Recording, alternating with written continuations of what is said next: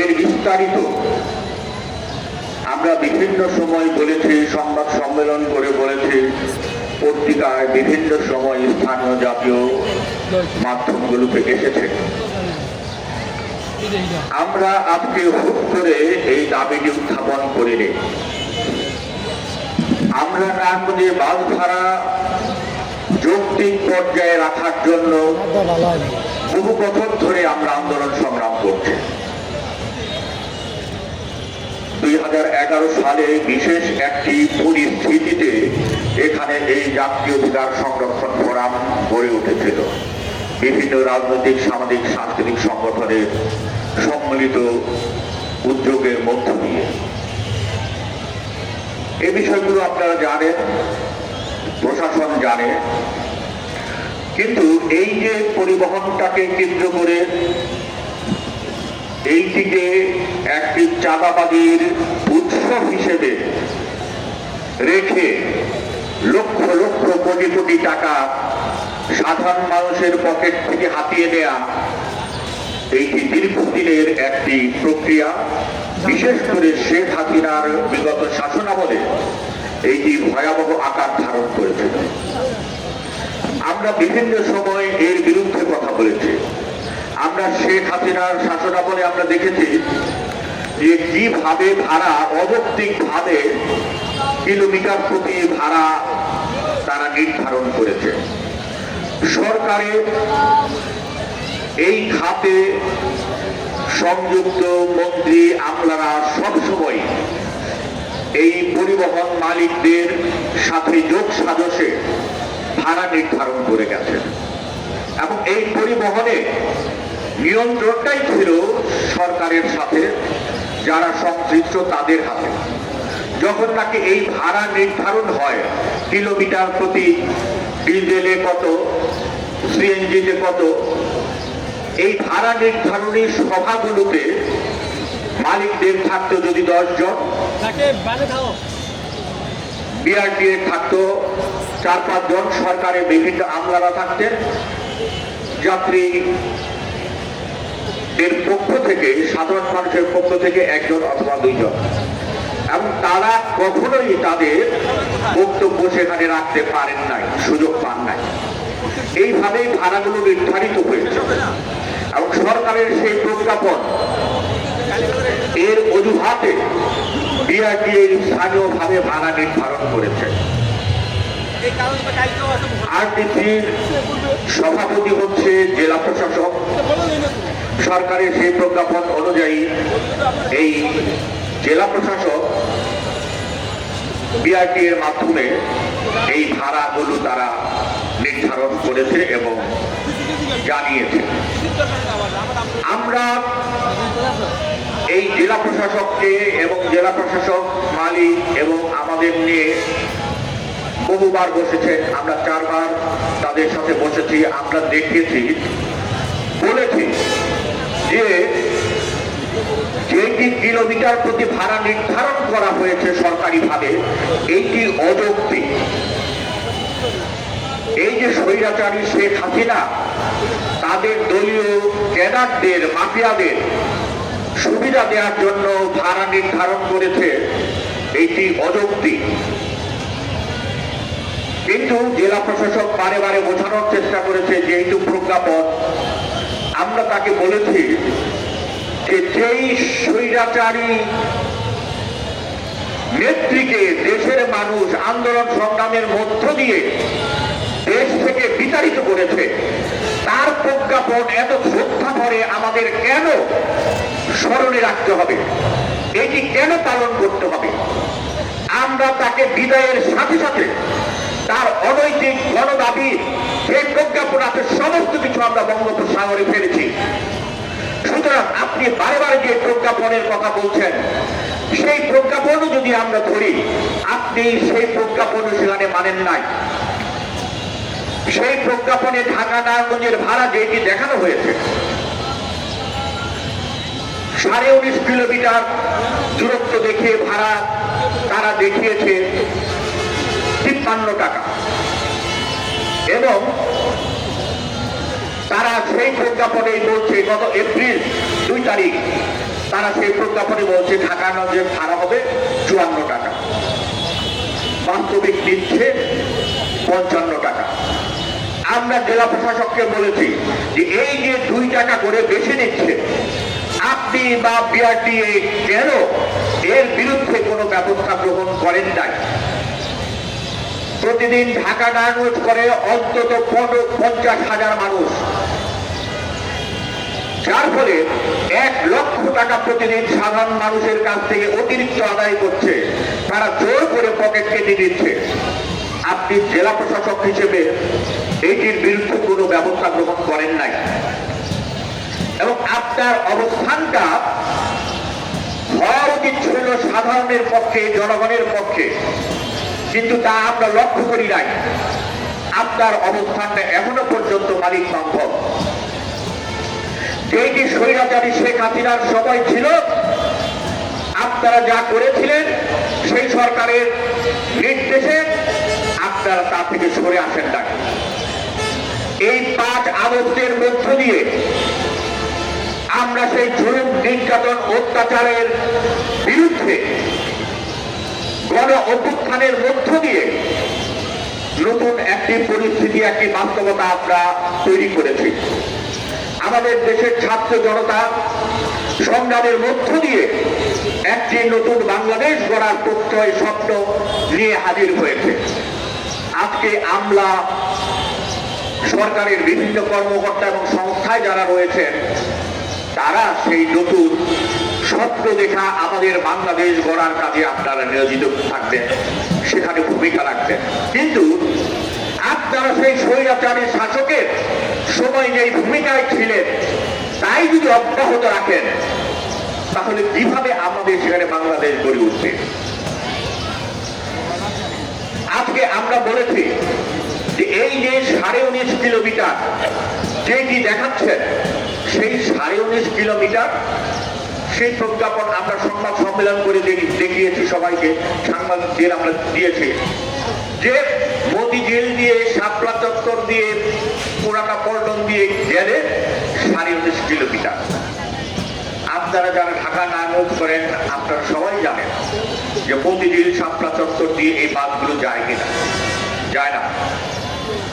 সুতরাং আমরা বলেছি এখানে দূরত্ব সর্বোচ্চ 17 কিলোমিটার। এরপর এই আপনার ভাড়া নির্ধারণ হবে। তারা এতদিন পরে যে হ্যাঁ, কাজে তো ঠিকই, এই যে গত পরশুদিন আমরা জেলা প্রশাসকের সাথে বসেছিলাম যে এইটি সেখানে মেপে বের করতে হবে। আমরা বলেছি এই মাপামাপির কাজে এখন আমরা নাই, আপনি এই মাপামাপি করেন। আমরা এই দীর্ঘ 1 যুগ মাপামাপি করেছি।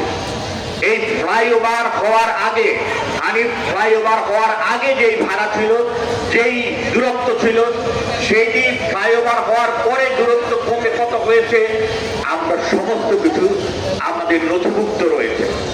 এবং মতিঝিল ঘুরে গেলে দূরত্ব কত হয় সেগুলো আমাদের জানা, এটি ঘুরে না গেলে কত হয় সেগুলো আমাদের জানা। সুতরাং এই মাপামাপির সেই নাটক করে এখন কালক্ষেপণের কোনো সুযোগ নাই।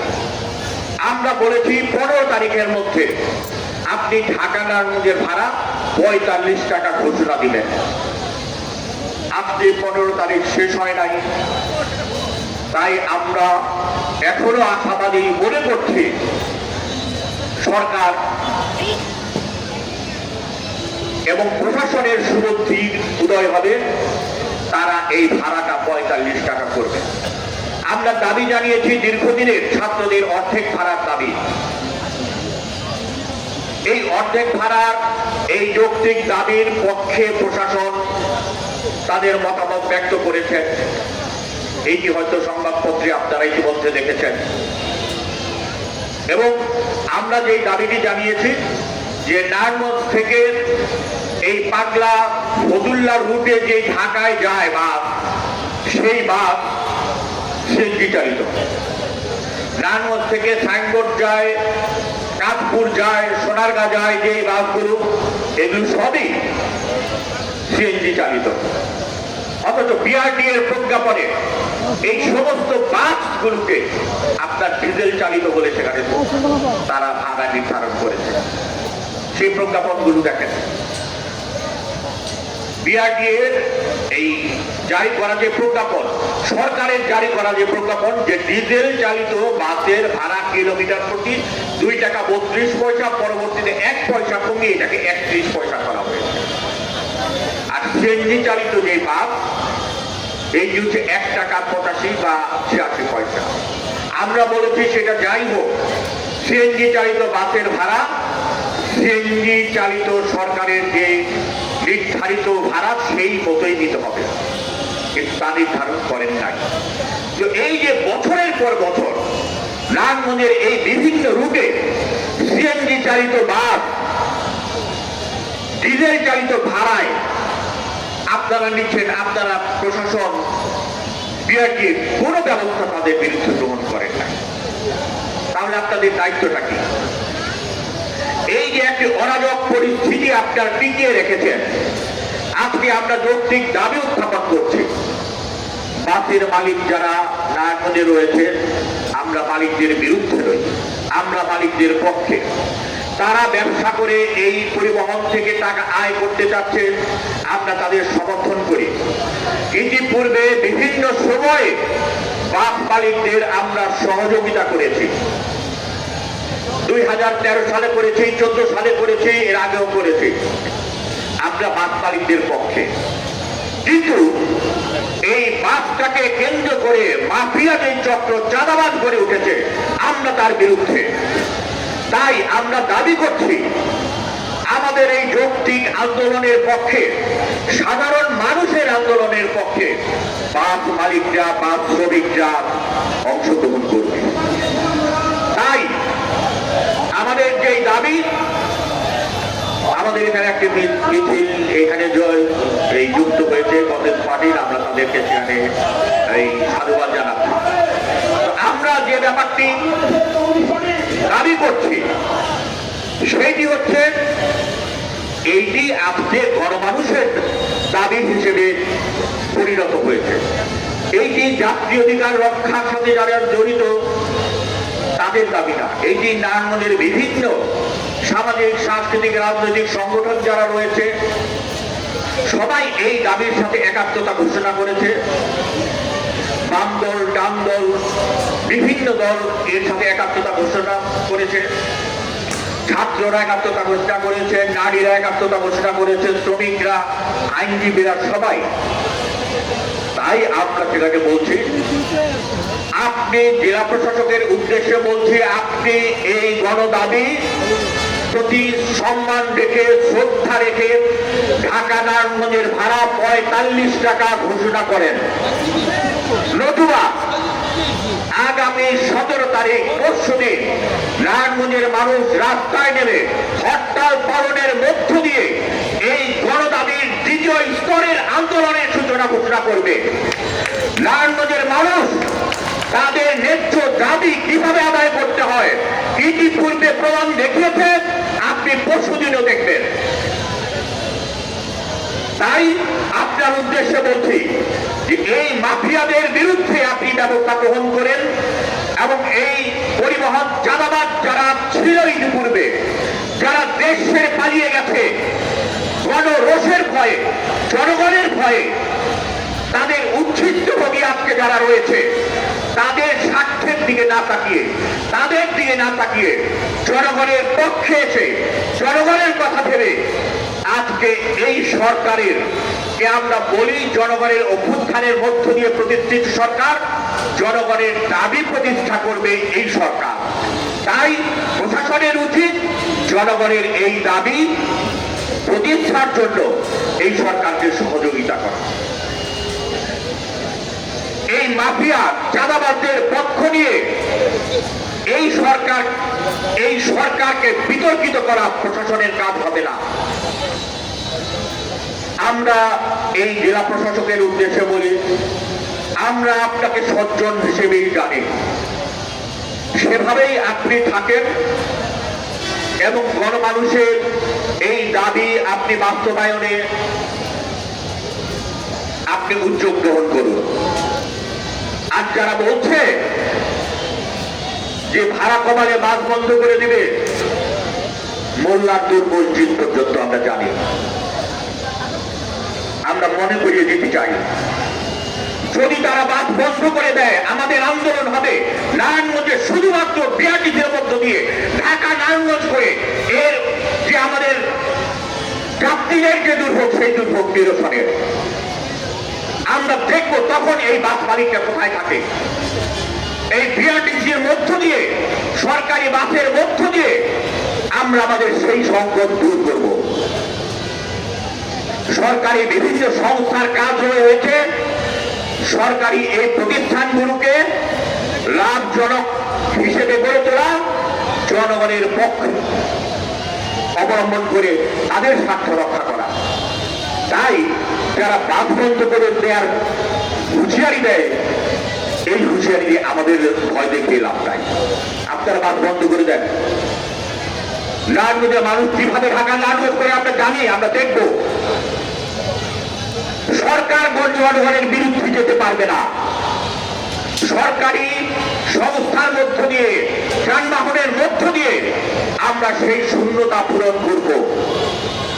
কিভাবে সেই শূন্যতা পূরণ করতে হয় সেটি আদায় করতে তাও আমরা জানি, কিন্তু কোন টালবাহানার মধ্য দিয়ে ভাড়া না কমিয়ে এই জায়গায় থাকা আমরা বরদাস্ত করব না। আমরা চাই আজকের মধ্যে ভাড়া কমানোর ঘোষণা এই জেলা প্রশাসক দিবেন, নতুবা আগামী পরশুদিন 17 তারিখ রবিবার সকাল 6টা থেকে দুপুর 2টা পর্যন্ত হরতাল পালনের মধ্য দিয়ে এই অন্তর্বর্তীকালীন সরকারের প্রথম হরতাল নারায়ণগঞ্জ থেকে শুরু হবে। আমরা সেই হরতাল সফরের মধ্য দিয়ে নারায়ণগঞ্জের মানুষের গণদাবি অধিকার আমরা আদায় করব। এবং একটা কথা সেখানে স্মরণ করিয়ে দিতে চাই সকলকে, নারায়ণগঞ্জ গডফাদার মুক্ত হয়েছে। নতুন কোন গডফাদার গজিয়ে ওঠার যদি চেষ্টা করে আমরা প্রশাসনকে বলবো আপনারা সেখানে এদের বিরুদ্ধে ব্যবস্থা নেন। আমরা নারায়ণগঞ্জের মানুষ আছি, নতুন কোন গডফাদার এখানে গড়ে উঠুক এই সুযোগ আমরা দেব না। আজকের এই সমাবেশের